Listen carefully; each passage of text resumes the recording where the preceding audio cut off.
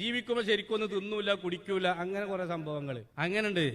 ജിർനീഹ് എന്ന് പറഞ്ഞിട്ട് ജീവിയെ ഹയാത്തുൽ ഹൈവാൻ പരിചയപ്പെടുത്തുന്നുണ്ട്. ആ ജീവിയുടെ പ്രത്യേകത എന്താണെന്ന് അറിയോ? അത് ഭക്ഷണ സാമഗ്രികൾ ഇങ്ങനെ സ്വരൂപിക്കും. അങ്ങനെ സ്വരൂപിച്ച് അതിന്റെ പശ ഉപയോഗിച്ച് അത് ഒട്ടിച്ചൊട്ടിച്ച് ഒരു ഉരുളയാക്കും. അത് മാളത്തിലാ താമസിക്കുക. അങ്ങനെ ഉരുളയാക്കുന്ന സമയത്തൊന്നും അത് കഴിക്കൂല. മാളത്തിന്റെ അകത്ത് പോയിട്ട് കഴിക്കണം എന്ന് ചിന്തിച്ച് വലിയൊരു ഉരുളയാക്കും. പിന്നെ ആ വലിയ ഉരുള ഈ മാളത്തിന്റെ ഉള്ളിലേക്ക് ഇങ്ങനെ കൊണ്ടുപോകുന്ന സമയത്ത് ഇത് കൊള്ളൂല. ഇത് കുറെ ഉന്തി വെക്കും, കുറെ അയിമ കൈരി തള്ളി വെക്കും. ഇങ്ങനെ ഈ സാധനം ഇങ്ങനെ കുറെ ഉന്തി വെക്കും, തള്ളി വെക്കും, ഉന്തി വെക്കും, പോകൂല. അവസാനം വിശപ്പ് സഹിച്ച് ആ അധ്വാനിച്ചത് മുഴുവനും അവിടെ ഇട്ട് ആണ് ചത്തുപോകും. അങ്ങനെ ജീവനെ പരിചയപ്പെടുത്തുന്നുണ്ട്.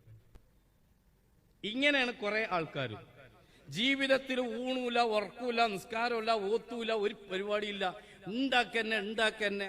ഇതേപോലെ അവസാനം ഒരൊറ്റ മരിക്കലാണ്. ആ മരിക്കണോട് കൂടെ അയാളെ സ്വത്ത് മുഴുവനും ഇവിടെ ബാക്കിയായി. അത് ഒരു മകൻ എടുത്തു, മറ്റേ ആൾക്ക് മുന്നിൽ കിട്ടിയില്ല, ബാക്കിൽ കിട്ടിയില്ല, അഞ്ചനെതിരെ ഏട്ടൻ കേസ് കൊടുത്ത് ഇങ്ങോട്ടാക്കി ഇയാളെ കബർക്കൂലൊന്നുമില്ല. അങ്ങനെ മരിച്ചു പോണ കുറെ ആൾക്കാരുണ്ട്. അള്ളാഹു തആല കാത്ത് രക്ഷിക്കട്ടെ. അതുകൊണ്ട് സ്വത്തുണ്ടോ അത് ഹൈറായ മേഖലയിലൂടെ വിനിയോഗിക്കുക എന്നുള്ളതാണ്.